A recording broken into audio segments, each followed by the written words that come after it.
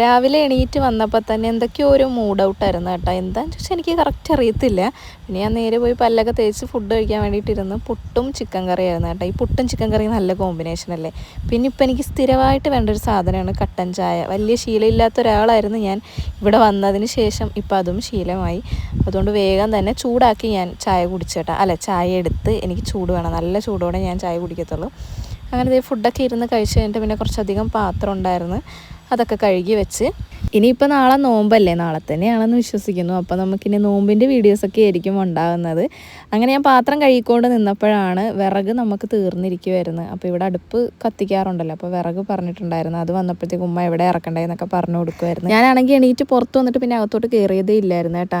അകത്തോട്ട് കയറിയപ്പോഴാണ് അയ്യോ ഇതൊന്നും മടക്കി വെച്ചില്ലല്ലോ എന്ന് ഓർമ്മ. പെട്ടെന്ന് മടക്കി വെച്ചിട്ട് മാറാലേക്ക് ഒന്ന് തട്ടി റൂം ഒന്ന് അടുക്കി പറക്കണമെന്നുണ്ട്. പക്ഷേ അടുക്കി പറക്കിയിട്ടും കാര്യമില്ല, പിറക്കണ സാധനങ്ങളൊക്കെ വെക്കാനും കൂടെ സ്ഥലം വേണ്ടേ. ഈ ഒരു 3 പിച്ചാത്തി ഫ്ലിപ്കാർട്ടിൽ നിന്ന് വാങ്ങിച്ചാണ് കേട്ടോ. മൂർച്ച ഉണ്ടാകത്തില്ല എന്ന് ഞാൻ വിചാരിച്ചു, പക്ഷേ നല്ല മൂർച്ച ഉണ്ട്. ലിങ്ക് ഞാൻ സ്ക്രീനിൽ കൊടുത്തേക്കാവേ. അപ്പോൾ കഴിഞ്ഞ ദിവസം ഉണക്കി വെച്ച മല്ലിയൊക്കെ ഉമ്മ പൊടിച്ചു കൊണ്ടുവന്ന്. പിന്നെ വൈകുന്നേരം ആയപ്പോഴത്തേക്കും ഞാൻ ഷിനാജും കൂടെ ഒന്ന് ജ്വല്ലറി പോയി കേട്ടോ. ഇത് ഞാൻ ആശിച്ച് മോഹിച്ച് വാങ്ങിച്ച എൻ്റെ ഒരു ഡയമണ്ടിൻ്റെ മോതിരമാണ്. പക്ഷേ ഇപ്പോൾ ഇതാണ് അവസ്ഥ.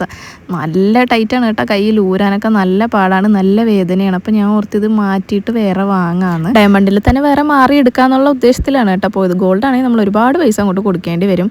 പക്ഷേ സത്യാവസ്ഥ എന്താണെന്ന് വെച്ചാൽ ഞാൻ എടുക്കാതെയാണ് കേട്ടോ തിരിച്ചു വന്നത്. കാരണം എൻ്റെ കൈക്ക് പറ്റിയൊന്നും കിട്ടിയില്ല.